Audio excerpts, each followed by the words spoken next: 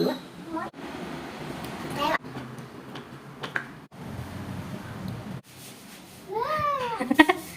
ආයුබෝවන් යාළුවනේ මගේ channel එකට ඔයාලව සාදරයෙන් පිළිගන්නවා.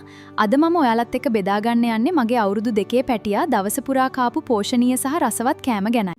උදේට මම එයාට ලෑස්ති කළේ රසම රස කිරිබත් එක්ක බෙදපු මාළු. බලන්නකො මගේ පොඩ්ඩ එක ආසාවෙන් කන විදිය. උදේ කෑමෙන් ටික වෙලාවකට පස්සේ මං එයාට කෙසෙල් ගෙඩියකුත් දුන්නා. ඊළඟට උදේ 10ට විතර කෙටි ආහාරය විදියට මං දුන්නේ යෝගට් එකක්. මේ යෝගට් එකට ගෙදරම හදපු නට්ස් පවුඩර් හැන්දකුත් මං එකතු කළා. නට්ස් පවුඩර් නිසා යෝගට් එක තවත් රස වුණා. එයා හරි ආසාවෙන් යෝගට් එක කෑවා. දවල්ට අද මම දුන්නේ රතුබත්, ඔම්ලට්, කැරට් කරි එකක්, පරිප්පු හොදි වගේම කුටුකොළ සම්බෝල. බලන්නකෝ එයා ඒකත් ආසාවෙන් කාපු විදිය. කැරට් ටික තමයි මුලින්ම කෑවේ.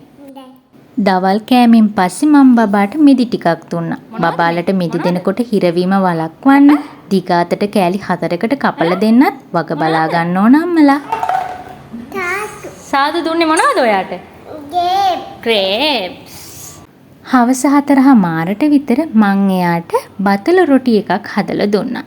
මම මේ රොටි එකට යොදාගත්තේ දම් පාට බතල. ඒ නිසා බතල රොටි එක තවත් රස වුණා. බලන්න එයා ආසාවෙන් කන විදිය. රාත්‍රී ආහාර විදියට මං ලෑස්ති කළේ කුඩාවට කපපු එළවලු සහ කුකුල් මස් එකතු කරපු රසවත් චිකන් නූඩල්ස් එකක්. පොඩ්ඩ හරි ආස වුණා. හැබැයි එයා ගොඩක් වෙලාවට නූඩල්ස් කන්න කැමති බබෙක් නන් නෙමෙයි. ඒත් එදා එයා ආසාවෙන් එයාගේ නූඩල්ස් පිඟානත් ඉවර කළා. වීඩියෝ එක බැලුවට ඔයාලට ගොඩාක් ස්තුතියි. මේ කෑම අදහස් ඔයාලගේ බබාලටත් ප්‍රයෝජනවත් වෙයි කියලා මම හිතනවා. වීඩියෝ එකට ලයික් එකක් දාලා මගේ channel එක subscribe කරන්න.